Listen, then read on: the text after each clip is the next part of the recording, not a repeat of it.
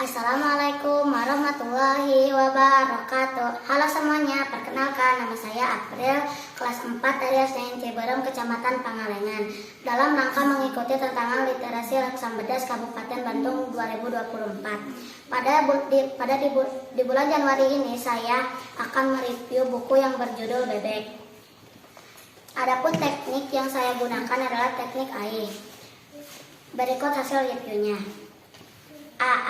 Alasan saya membaca buku ini adalah karena covernya bagus, judulnya menarik, gambar-gambarnya bagus, jumlah halaman tidak terlalu banyak, dan bahasanya juga ringan.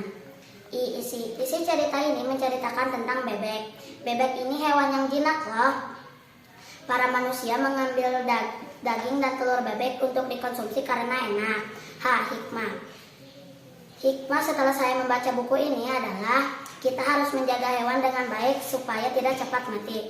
Demikian hasil review dari saya. Mohon maaf apabila ada kesalahan dan terima kasih atas perhatiannya. Salam literasi. Wassalamualaikum warahmatullahi wabarakatuh.